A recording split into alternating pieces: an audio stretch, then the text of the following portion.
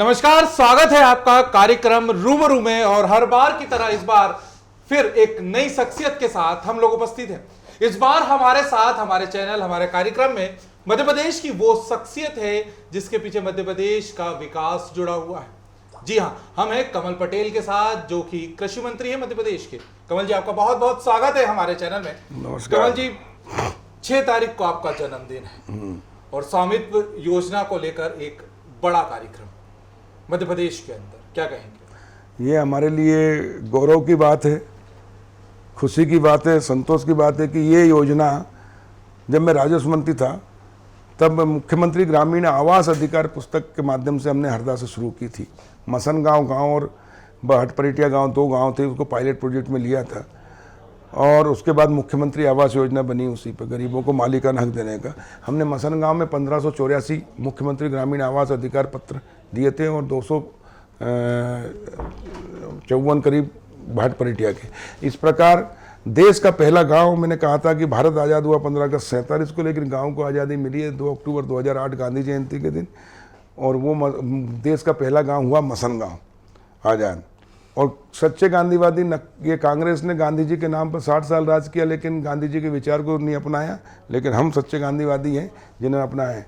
और मैं बधाई देता हूं भारत के प्रधानमंत्री नरेंद्र मोदी जी को कि उन्होंने पूरे भारत के ग्रामीण में, गांव में रहने वाले आबादी में जो बसते हैं लोग, उनका ड्रोन से सर्वे कराने का निर्णय लिया और स्वामित्व योजना के माध्यम से वो दे रहे हैं, जिसके 6 अक्टूबर को हरदा में देश का पहला जिला है जो 100% सर्वे ड्रोन से करके 402 राजस्व ग्राम के लगभग 54,000 प्रमाण पत्र दे रहे हैं स्वामित्व के, जो देश के पहला जिला होगा हरदा। और उसकी शुरुआत मेरे जन्मदिन पे हो रही है, इसलिए मेरे को डबल खुशी है। और मैं प्रधानमंत्री नरेंद्र मोदी जी को बधाई देता हूं। मैं केंद्रीय ग्रामीण विकास और कृषि मंत्री नरेंद्र सिंह तोमर जी को, जिनके विभाग ने ये योजना उनने शुरू की, पूरे देश में लागू की। और मध्य प्रदेश के मुख्यमंत्री शिवराज जी को, जो उन्होंने मुख्यमंत्री आवास योजना जो बाद में प्रधानमंत्री आवास में मोदी जी ने पूरे देश में लागू की है, जिससे 3 करोड़ मकान बने हैं। तो इसी आबादी के मालिकाना हक से ये संभव हुआ है। और इसलिए ये गांव की विकास के द्वार खोले हैं। गांव के लोगों की तकदीर और तस्वीर बदलेगी, दशा और दिशा बदलेगी, गांव आत्मनिर्भर होगा और एक नई आर्थिक क्रांति आएगी। अभी तक बैंक सिर्फ शहरों में प्रॉपर्टी पर लोन देती थी गारंटी में रख के, लेकिन अब गांव की आबादी का भी मालिकाना होने से 70% लोग गांव में रहते हैं। जो हमारे गांव हैं उनके प्लाट की कीमत 1 लाख, 10 लाख, 1 करोड़ मकान के। अभी 1 रुपये का बैंक लोन नहीं देती थी, लिमिट नहीं देती थी, कोर्ट में जमानत नहीं होती थी, इसलिए गाँव पिछड़ गए। शहर के अंदर प्रॉपर्टी की वैल्यू है, ये मकान है 1 करोड़ का है मान लो ये, तो 1 करोड़ का लोन मिल जाता था, इसलिए इनको विकास हो गया। लेकिन गांव में 1 करोड़ का यही मकान हो तो 1 रुपये का लोन नहीं मिलता, इसलिए विकास नहीं हुआ, इसलिए गांव पिछड़ गए, शहर विकसित हो गए। मोदी जी ने गांव के विकास के द्वार खोले और अब गांव आत्मनिर्भर होंगे तो हाथ को काम मिलेगा, शहर में पलायन नहीं होगा, गांव की प्रॉपर्टी की वैल्यू होगी, गांव में बैंकें खुलेगी, गांव के लोगों को बैंक ऋण देगी, तो आर्थिक द्रव्य जो चलेगा। और उससे अब किसान गांव का सिर्फ खेती के लिए मजबूर नहीं होगा। अभी तक खाद, बीज, दवाई, tractor, harvester, motor, pipe, engine के लिए ऋण मिलता था, लेकिन अब उद्योग के लिए भी मिलेगा, व्यापार के लिए मिलेगा, और इसलिए बेरोजगारी भी दूर होगी। गांव में अब कृषि आधारित उद्योग लगेंगे तो देश आत्मनिर्भर होगा, गांव आत्मनिर्भर होगा। एक तरफ चाय वाला प्रधानमंत्री बन गया, दूसरी तरफ किसान का बेटा कृषि मंत्री बन गया, ये विकास है? देखिए, यह सिर्फ भारतीय जनता पार्टी में संभव है।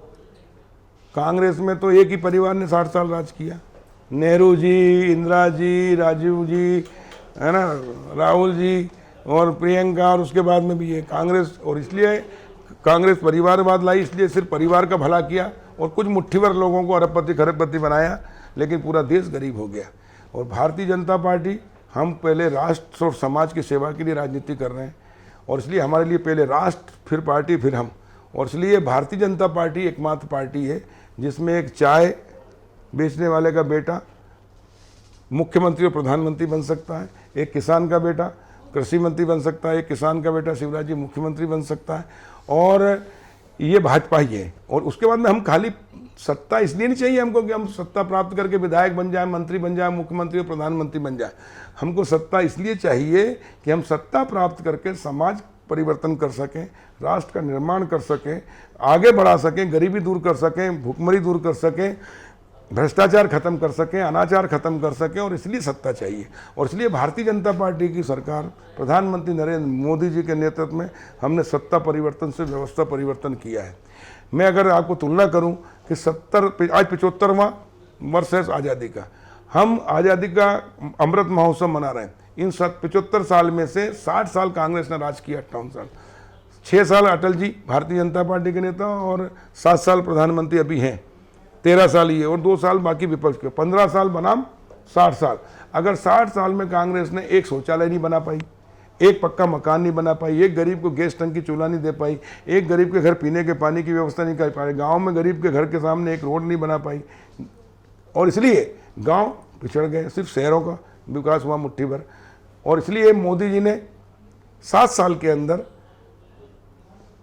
9.5 करोड़ गैस टंकी चूल्हा दे दिए, 3 करोड़ मकान पक्के बना दिए, 43 करोड़ जनधन खाते खुलवा दिए, जिसमें हजारों करोड़ पैसा जमा हुआ। गरीब आदमी पैदा होकर मेहनत करके मर जाता था, उसका बैंक अकाउंट ही नहीं होता था। और निःशुल्क अनाज, अभी कोरोना के संकट के समय 5 किलो प्रत्येक गरीब व्यक्ति को अनाज मिल रहा, 50 करोड़ से अधिक। देश में महामारी के समय दुनिया कोरोना से थर्रा गई थी, लेकिन भारत ने अपने वैक्सीन, स्वदेशी वैक्सीन बनाए, एक नहीं 2-2, 3-3, और अब तो बच्चों के लिए बना दिए हैं। और उसके कारण दुनिया की सबसे बड़ा वैक्सीनेशन अभियान भारत में मोदी जी ने तो निःशुल्क अभियान चला। आज 50-60 करोड़ से अधिक लोगों को वैक्सीन लग चुके हैं, जिसको सुरक्षा हो गई, सुरक्षा कवच पहनाया। तो ये भारत अब बदल रहा है और आगे बढ़ रहा है प्रधानमंत्री नरेंद्र मोदी जी के नेतृत्व में भारतीय जनता पार्टी। और इसलिए 60 साल बनाम 7 साल भारी है। अगर मैं तुलादान करें, तोल कांटे पे बिठाएं, एक तरफ नेहरू जी को, इंदिरा जी को, और लेकर अभी तक राजीव गांधी से लेकर नरसिम्हा राव से लेकर मनमोहन सिंह तक को, और एक तरफ अकेले मोदी जी को बिठा दें, तो मोदी जी का परिणाम भारी है। यह है सत्ता परिवर्तन से व्यवस्था, इसी को कहते हैं विकास। सबका साथ, सबका विकास और सबका विश्वास लेके चले, और अब तो सबका सहयोग भी लेके। और 21वीं सदी भारत की सदी, स्वामी विवेकानंद जी ने कहा था कि 20वीं सदी अंग्रेजों की, लेकिन 21वीं सदी भारत की होगी। मैं अपनी आंखों से देख रहा हूँ, उन्होंने भविष्यवाणी की थी। तो आज हमें खुशी है बताते हुए कि प्रधानमंत्री नरेंद्र मोदी जी ऐसे स्वाभिमानी, पुरुषार्थी, चरित्रवान, देशभक्त प्रधानमंत्री मिले हमको, जो सिर्फ भारत का ही नहीं पूरी दुनिया का नेतृत्व कर सकते हैं। और वो इस 21वीं सदी को भारत की सदी बनाएंगे, अपनी आंखों से हम देखेंगे, उसमें हम सहभागी बनेंगे। मध्य प्रदेश के कर्मठ कृषि मंत्री, में कर्मठ शब्द इसलिए उपयोग में ला रहा हूँ कि कई बार जब आपके साथ रिपोर्टिंग के समय में रहता हूँ तो आप खाना खाना भी भूल जाते हैं, लोगों से मिलते समय, बात करते समय, उनको समझाते समय, चीज़ों को, अपनी दिनचर्या की जो ज़िंदगी है वो भी आप भूल जाते हैं। इस पिछले पखवाड़े में आप बीमार भी बहुत लंबे रहे, इसलिए मैंने कर्मठ शब्द आपके लिए उपयोग किया। मध्य प्रदेश का कर्मठ कृषि मंत्री, राजनीतिक जो ग्राउंड है, आपकी जो राजनीतिक यात्रा है, इसमें कमल पटेल का पदार्पण कैसे हुआ? हम शुरुआत से पूछना चाह रहे हैं। मैं हरदा तो तहसील थी, होशंगाबाद जिले के ग्रामीण अंतरिक्ष क्षेत्र में राता तलई में एक किसान के पैदा हुआ। जब हम स्कूल जाते थे बाहर पढ़ने और रक्षाबंधन पे घर आते थे, तो 12 किलोमीटर घुटने घुटने कीचड़ में आना पड़ता था, नदी नाले तैर के आना पड़ता था। हमारे यहाँ तो घोड़े थे, तो घोड़े पे बैठ के निकलते थे, लेकिन गरीब लोगों को तो वो थी। पीने का पानी भी गांव से 4 किलोमीटर दूर से लाना पड़ता था। पीने का पानी नहीं था, एक हैंडपंप नहीं था, एक कुआं नहीं था। और इसलिए एक मन में टीस थी कि हे प्रभु, हमको इस लायक बना कि मैं मेरे गांव की पीने के पानी की समस्या हल कर सकूं, रोड बनवा सकूं, और किसानों के साथ जो शोषण होता है गांव के साथ, उसको ठीक कर सकूं। और मां नर्मदा के और जनता के आशीर्वाद से और पार्टी नेतृत्व के आशीर्वाद से मुझे मेरे गांव का ही नहीं, पूरे प्रदेश की ग्रामीण क्षेत्र की समस्या का हल करने का मौका मिला। और जब मौका मिला, मैं मंत्री बना, तो मैंने राजस्व मंत्री के रूप में जो मुझे तकलीफें जो आती थी, सारी एक नहीं अनेक नीतियाँ परिवर्तन किया है। मैं जब राजस्व मंत्री था, तो सबसे पहले राजस्व मंत्री बनने के पहले विधायक के रूप में इल्ली को प्राकृतिक आपदा घोषित कराई। बाबूलाल गौर जी मुख्यमंत्री थे, मेरे क्षेत्र में सोयाबीन में इल्ली का प्रकोप हुआ, पूरी फसलें चौपट हो गई। पूरे प्रदेश में ही मैंने विधानसभा में मामला उठाया। मुख्यमंत्री जी ने राजस्व मंत्री जी को भेजा, राजस्व सचिव को भेजा, लेकिन कोई निराकरण नहीं हुआ। फिर मैंने मामला उठाया, फिर वो आए, और आए तो आते से मैंने उनको हाथ पकड़ के कहा कि आप आए हो तो कुछ दे के जाओ, इल्ली को प्राकृतिक आपदा घोषित करोगे तो ही किसानों को मुआवजा मिलेगा, नहीं तो नहीं मिलेगा। और वो भागीरथ प्रसाद जी थे, उनके साथ सचिव बोले, सर नियम नहीं है, अपन कर नहीं सकते, सेंट्रल गवर्नमेंट 75% देती है, और 25 अपन देते हैं भारत सरकार का। मैंने कहा मुख्यमंत्री जो बोलेगा वो कानून बन जाएगा। और हाथ पकड़ के घोषणा कराई 2000 रुपये हेक्टर। पूरे प्रदेश में कहीं नहीं मिला, लेकिन हरदा में मैंने 70,030 किसान थे, 70,030 ही किसानों को 45 करोड़ रुपए दिलाए और नगद निधि है, चेक से दिलवाए बैंक अकाउंट में, ताकि कहीं भ्रष्टाचार ना हो। और उसके बाद जब राजस्व मंत्री बना तो मैंने सत्ता परिवर्तन व्यवस्था एक विशेष राजस्व अभियान चलाकर 3,66,602 फौती नामांतन बंटवारे 2 माह के अंदर कराए। उसके बाद आरबीसी में परिवर्तन किया, जहाँ 5 करोड़ नहीं मिलते थे आज 5,000 करोड़ मिल रहे हैं। बीमा की इकाई जब अटल जी प्रधानमंत्री बने तो उन्होंने फसल बीमा योजना लाई, लेकिन तहसील इकाई थी। ये देश का पहला राज्य मध्य प्रदेश, मेरे राजस्व मंत्री रहते हुए 3 साल में मैंने 3 साल में आनावारी पटवारी हल्के के हिसाब से की, पटवारी हल्का इकाई बनवाई। पटवारी हल्के भी 11,622 थे, उनको बढ़ा के 23,000 किए। जितनी ग्राम पंचायतें उतने पटवारी हल्के कर दिए, ताकि जितनी छोटी इकाई होगी उतना ज़्यादा लाभ किसानों को मिलेगा। और जब पहले 10-20 करोड़ भी बीमा नहीं मिलता था, लेकिन मैंने हरदा में पूरे प्रदेश को जितना बीमा मिलता उससे ज़्यादा बीमा हरदा में दिलवाया था। रहते हो सुनो, पूरे प्रदेश को मिला था 13 के अंदर 248 करोड़ बीमा, 248, उसमें से 138 करोड़ अकेले हरदा को मिला था। तो बीमा कैसा मिलता, मुआवजा कैसा मिलता किसानों को, ये भी अपने देखा। एक किसान के बेटा होने के कारण जब जनप्रतिनिधि बना, मंत्री बना, विधायक बना, और अब इस साल मंत्री हूँ, कृषि मंत्री। तो कमलनाथ जी ने 18 में और 19 का बीमा कुंडली मार के बैठ गए थे, प्रीमियम जमा नहीं कर रहे थे। किसान से लेते हैं 2%, लेकिन सरकार को जमा करना होता अगर 15% में बीमा गया तो 13%, यानी 1 लाख पे 2,000 किसान से तो 13,000 सरकार को भरना होता है। उसमें 6,500 स्टेट गवर्नमेंट, 6,500 सेंट्रल गवर्नमेंट भरती है। इनको बीमा प्रीमियम भरना पड़ता है, इसलिए इन्होंने भरा ही नहीं, बोले खाली खजाना है। और दूसरा और पाप किया कि जो 100% इसके अलावा फाइनेंस होता है, जैसे मान लो किसान को सोयाबीन पे 40,000 रुपये हेक्टर बैंक से ऋण मिलता है, तो इन्होंने उसका 75% का बीमा कराया, जो पहले 100 का होता था। वो वापस मैंने आते से मंत्री बनते 100 का किया। उसके कारण 9,069 करोड़ रुपए 18-19 का इन्होंने कुंडली मार के बैठे थे, तो डकार गए थे, खा गए थे।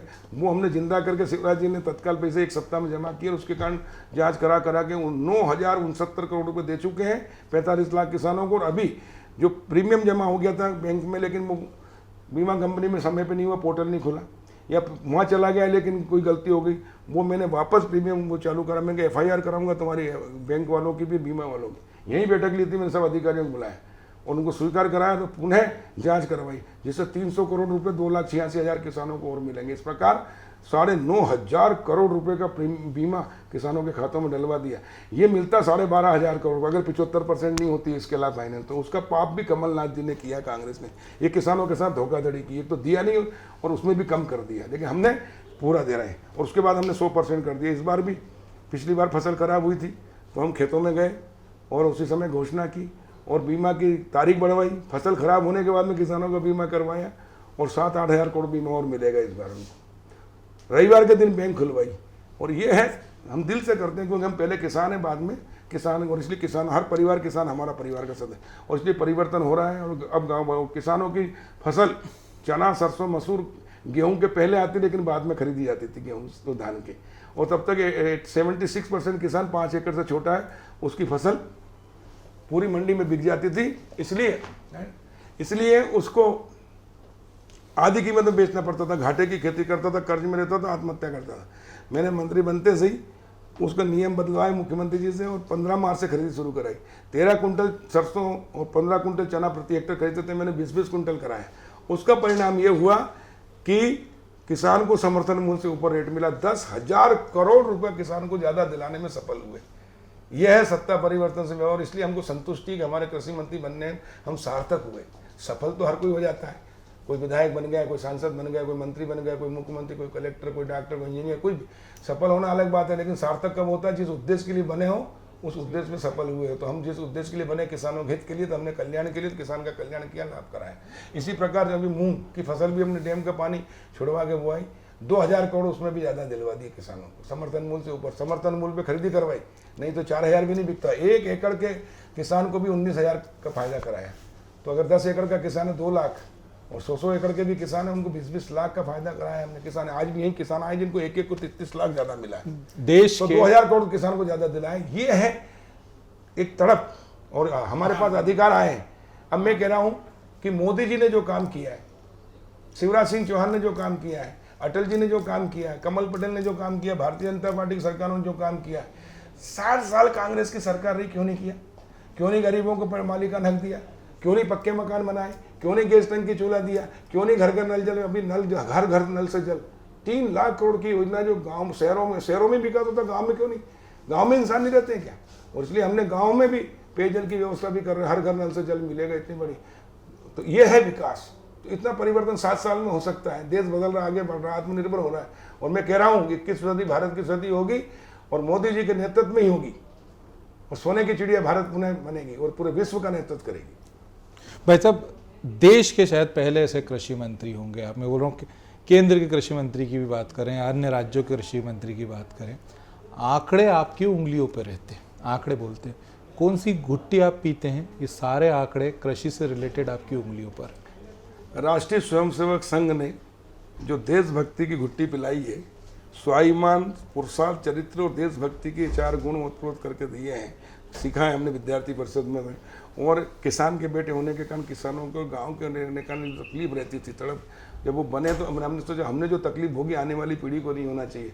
और हमारे सरकार में आने से, मंत्री बनने से हम जितना अच्छा कर सकते हैं किसानों के लिए वो करना चाहिए, और इसलिए हम नहीं कर रहे हैं। और इसलिए दिल, अच्छा कोई भी काम करते हैं हम दिल से करते हैं, औपचारिकताएं कोई नहीं करते। जो अंदर है वो बाहर है, जो कहते हैं वो करते हैं, और इसलिए दिल से काम करते हैं तो खुशी होती है और सुकून मिलता है। जब मैं राजनीति में शुरू में आया तो मेरे पास एक किसान आया, कैलाश सिरोही, बोले भैया मेरा गेहूँ, मेरा ट्रैक्टर खरीदना नगद में, तो मेरा गेहूँ बहुत हुआ है। वो हमारे नहर में तो बहुत गेहूँ होता है, किसान भी बड़े हैं, 2-2 हज़ार कुंटल गेहूँ होते हैं एक किसान के, हज़ार कुंटल। तो बोले कि मेरे समर्थन मूल्य पे, उस समय समर्थन मूल्य था 335 रुपये कुंटल जो गेहूँ का, लेकिन वहाँ एक ही सोसाइटी खरीदती थी मार्केटिंग, तो बोले वो रिजेक्ट कर देती है, तो आप चल के बोल देना भैया, तो वो मेरा खरीद लेंगे। मैं गया तो उसने कहा रिजेक्ट। मैंने क्यों रिजेक्ट किया? बोले FAQ में नहीं है। तो मैंने कहा FAQ क्या लेके आता है? तो तोल काटा, तो उसने हाथ से ऐसा करा और गेहूँ फेंक दिए नीचे। मैंने उसको पकड़ा और मैं कहा गेहूँ कितनी मेहनत से किसान पैदा करता, फेंका कैसे? वो तोल काटे लाया तो FAQ के अंदर आ गया, तो उसका जो 250 रुपये बिक रहा था वो 335 में बिक गया। तो पड़ोस के किसान ने कहा भैया मेरा भी गेहूँ अच्छा, तो ऐसा करते करते मैंने करीब 90-100 ट्राली बिकवाई। तो लग गया था, तो जो बिक गया था गाड़ी का वो भी 250 वाला भी 335 में। तो उस दिन रात को मेरे को जाके इतना सुकून हुआ कि एक भारत के राष्ट्रपति की भी इतनी आमदनी नहीं होगी, तनख्वाह नहीं होगी जितनी मैंने आज किसानों का लाखों रुपए बचाए, मतलब मेरे किसान परिवार को बचा तो मेरे ही बचा ना। तो मैंने कहा ये काम सबसे अच्छा। राजनीति को लोग कहते हैं गंदी, राजनीति गलत है। मैं कह रहा हूँ राजनीति से पवित्र क्षेत्र कोई दूसरा नहीं है, अगर ईमानदारी से किया जाए, दिल से किया जाए, समाज और देश के लिए किया जाए तो। और वही काम हम कर रहे हैं। कांग्रेस को गंदी करने का काम, राजनीति को गंदी करने का काम कांग्रेस ने किया है। भ्रष्टाचार की जननी कांग्रेस है, परिवारवाद की जननी कांग्रेस है, स्वार्थ की जननी कांग्रेस है, शोषण की जननी कांग्रेस है। और इसलिए इन्हें जो जैसा सत्ता दी, इसलिए पूरा विश्वास उठ गया सत्ता पे से, राजनीतिक नेताओं पर। नहीं तो एक समय था कि नेताजी शब्द बड़ा सम्मानवाचक था, सुभाष चंद्र बोस का चेहरा सामने आता था, प्रणाम करने की इच्छा होती नेताजी को। लेकिन कांग्रेस ने 60 साल में वो भ्रष्टाचार, शोषण किया कि अब किसी को क्यों नेताजी तो कहते गाली मत दे। तो ये नुकसान पहुंचा है कांग्रेस ने। लेकिन वापस नेता शब्द का सम्मान प्रधानमंत्री नरेंद्र मोदी जी ने और अटल बिहारी वाजपेयी जी ने बढ़ाया है। भारतीय जनता पार्टी की सरकार आई है, इसलिए राजनीति के प्रति, सरकार के प्रति, नेताओं के प्रति अब विश्वास जगा है। और इसलिए सबका साथ, सबका विकास और सबका विश्वास लेके चलेंगे तो विश्वास बढ़ेगा। और राजनीति किसके लिए? सरकार किसके लिए? हमारे लिए नहीं, अपनों के लिए। और अपने कौन? जो गरीब हैं, दरिद्र हैं, असहाय हैं, वो अपने हैं। और पूरा देश अपना। अभी कोरोना संकट में देखा हूँ तो प्रधानमंत्री जी ने स्वदेशी भारत ने, कितना भारत आगे बढ़ रहा नेतृत्व 7 साल के अंदर, कि अपने देश में स्वदेशी टीके बनाए हमने, वैक्सीन बनाई। और सबसे बड़ा दुनिया का निःशुल्क वैक्सीनेशन अभियान चलाकर 60 करोड़ से अधिक लोगों को निःशुल्क दिया है। अमेरिका भी नहीं दे पाया और लोगों को सुरक्षित किया है। तो ये होता है कि पूरे देश को अपना परिवार मानते हैं, तो फिर किसके साथ शोषण करेगा जब सब परिवार रहेगा अपना। तो ये है सोच में और काम करने में अंतर। इसलिए हम बहुत सौभाग्यशाली हैं कि हम भारतीय जनता पार्टी के कार्यकर्ता हैं और हमको यही सिखाया जाता है कि अपनों के लिए राजनीति, समाज के लिए राजनीति, देश के लिए राजनीति, अपने वो जो दीनहीन और गरीब है। दीनदयाल उपाध्याय जी ने कहा विकास की कतार में खड़ा अंतिम व्यक्ति, जब तक हम उसको प्रथम पंक्ति में लाएंगे तब तक हमारा ध्येय पूरा नहीं होगा। इसलिए हम काम करते हैं, इससे सफल भी होते, जनता का दिल भी जीतते हैं, विश्वास भी और चुनाव भी जीतते हैं और काम कर रहे हैं। बात अपनों की हुई। कमल पटेल का भी खुद का एक अपना परिवार है, बीवी बच्चे हैं, अब तो बच्चों के भी बच्चे हैं। समय नहीं दे पाते क्योंकि आप सामाजिक जीवन में हैं, राजनीतिक जीवन में हैं। शिकायतें बहुत सारी होंगी परिवार की बिल्कुल आपसे। निश्चित रहती है। अभी मेरा बेटा खड़ा है कि पापा जी बहुत लोग घर में बैठे, चलो जल्दी टाइम हो गया है। घर के लोगों के बच्चों के जन्मदिन रहते हैं तो उनका वो भी कहते हैं केक काट दो, वो भी रात को करता। कई बार तो 12 के बाद भी हो जाती। इस साल संदीप का जन्मदिन था तो 12 बजे बाद भी कर।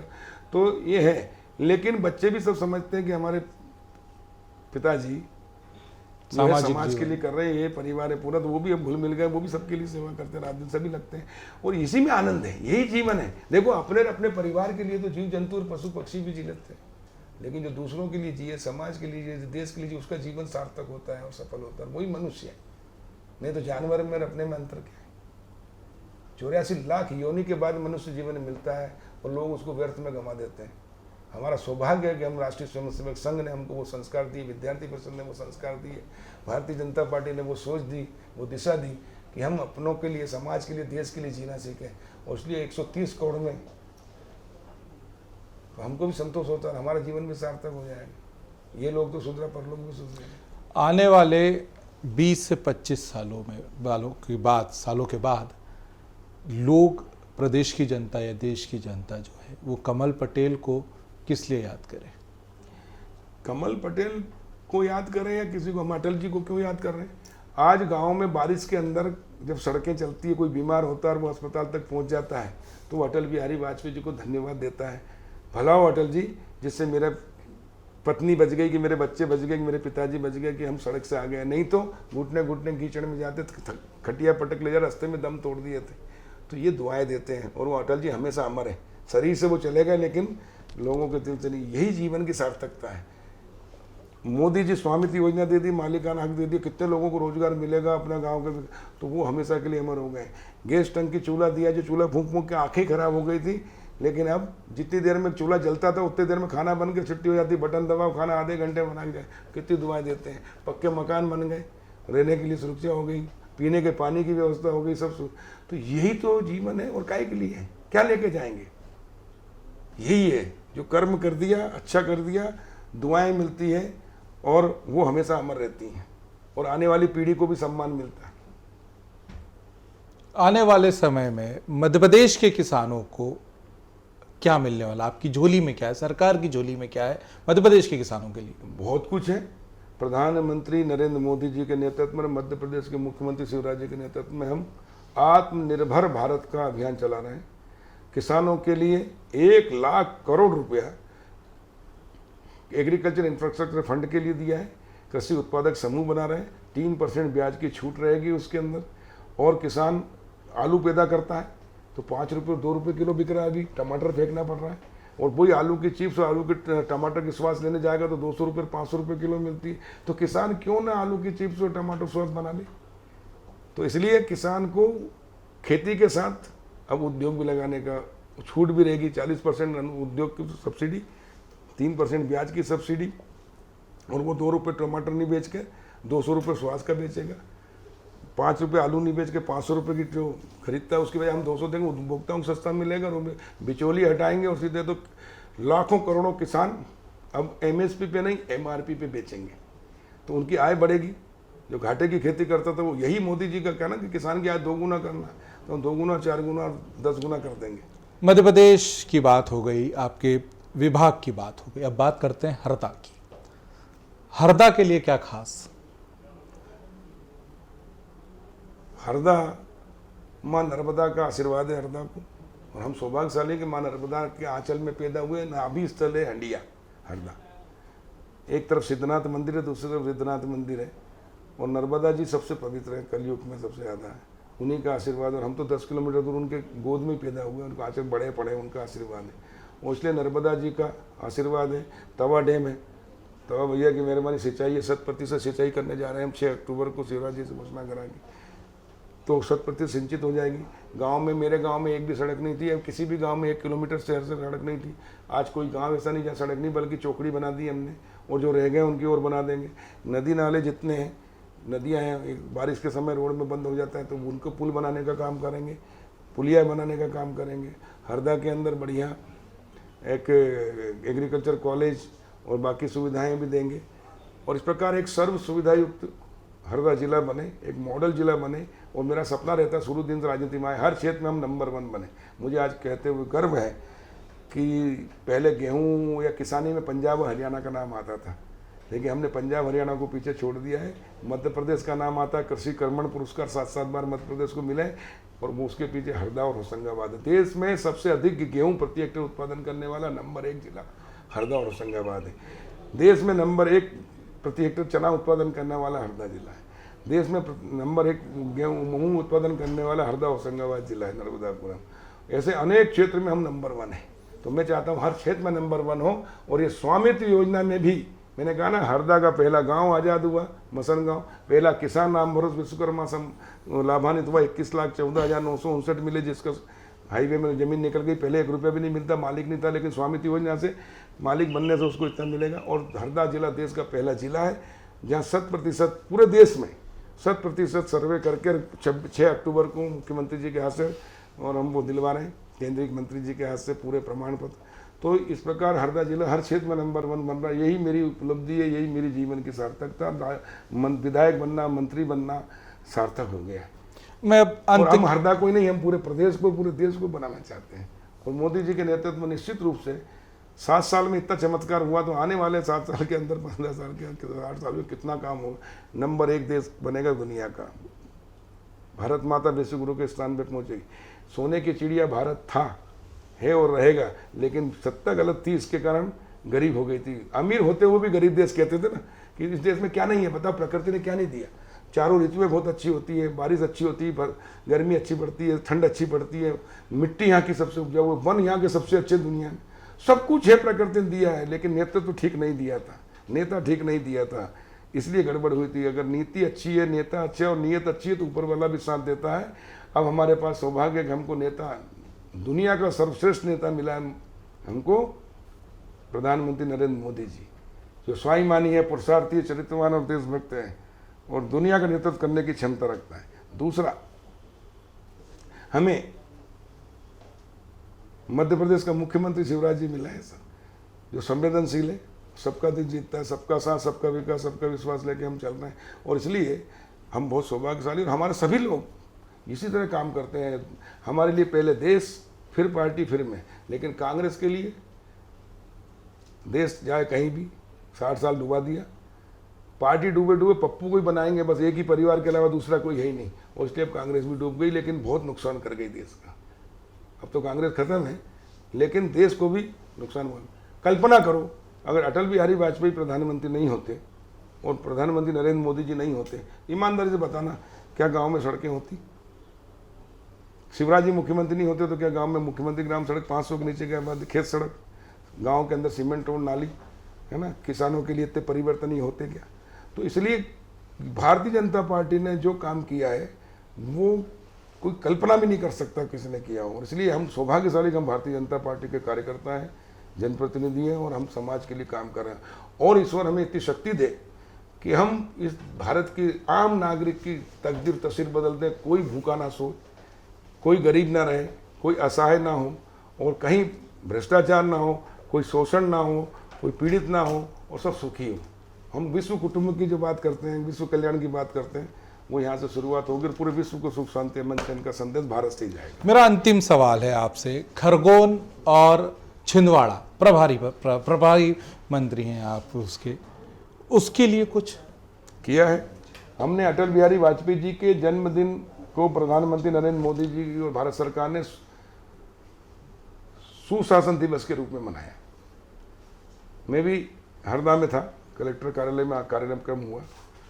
मैंने वहाँ संबोधन करते हुए कहा कि भाषणों से सुशासन नहीं आएगा, सुशासन काम करने से आएगा। और इसलिए अच्छा शासन कौन सा, सुशासन कौन सा है, जो लोगों को घर बैठे सुविधाएं दे दे।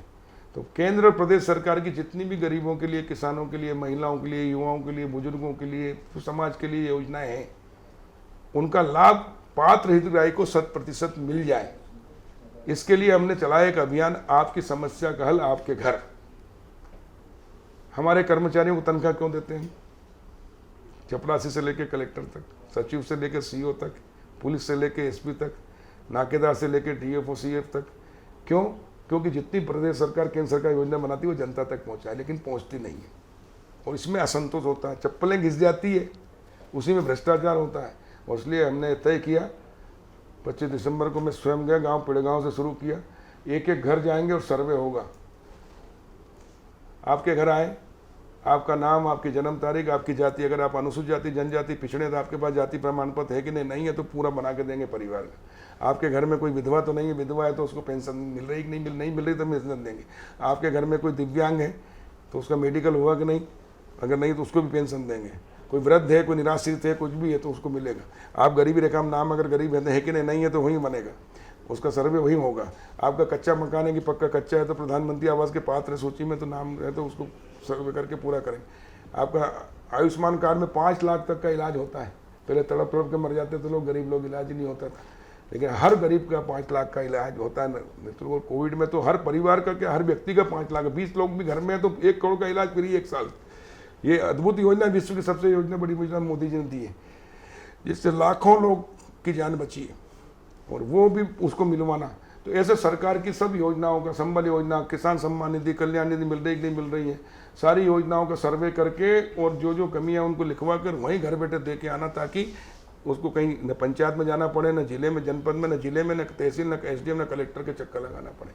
घर बैठे उसको पहुँच सेवा हो जाए। और ये मैंने हरदा में शुरू किया, उसके बाद खरगोन और उसके बाद छिंदवाड़ा, और उसके परिणाम बहुत अच्छे आने लगे। और इसी से जो असंतुष्ट लोग हैं या जिनके वंचित लोग हैं उनको सब दिलवाएंगे, पात्र हितग्राही हों, तो सरकार की भी छवि बनेगी, लोगों में असंतोष नहीं होगा, घर बैठे सुविधा मिलेगी, फालतू चप्पल नहीं घिसेंगे, चक्कर नहीं लगाएंगे, पैसा खर्च नहीं होगा। यही सुशासन है, उसी के लिए हम काम कर रहे हैं और ये सुशासन पूरे प्रदेश और पूरे देश में हम देने के लिए तैयार हैं। देश में जब किसान आंदोलन चल रहा था तब मध्य प्रदेश के किसान संतुष्ट नजर आ रहे थे। इसका एक बहुत बड़ा कारण ये भी माना जाता है कि मध्य प्रदेश के जो कृषि मंत्री हैं कमल पटेल, उनका जो संचार व्यवस्था है, जो कम्युनिकेशन स्किल्स है वो बहुत बेहतर है और किसानों की समस्याओं को सुनने का जो उनका तरीका है, जो उसको हल करने का तरीका है, वो अन्य राज्यों से बेहतर है। कमल पटेल जी, आपने हमसे बात की, कार्यक्रम रूबरू में आपके बारे में हमने बहुत कुछ जाना और कई ऐसी बातें भी आपके बारे में जानी जो अब तक लोगों के सामने नहीं आई थी। हम उम्मीद करते हैं कि मध्य प्रदेश के किसानों के लिए जो आपने विकास की एक गाथा लिखना शुरू करी है, जो विकास के क्रम में आप आगे बढ़ना शुरू हुए हैं, जो किसानों की सोच को लेकर जो आप आगे बढ़ रहे हैं, उसमें आप सफल हों और आने वाले 20 से 25 साल बाद अगर कमल पटेल को मध्य प्रदेश के किसान जाने तो वो इस बात से जाने कि मध्य प्रदेश में कमल पटेल ने कृषि के लिए बहुत अच्छा काम किया। आपने हमसे बात की, उसके लिए बहुत बहुत धन्यवाद। नमस्कार, आपका भी धन्यवाद। तो साथियों, आज के कार्यक्रम में इतना ही। मैं वादा करता हूं कि अगले कार्यक्रम रूबरू में आपके साथ फिर एक नई शख्सियत के साथ उपस्थित होऊंगा। तब तक के लिए नमस्कार।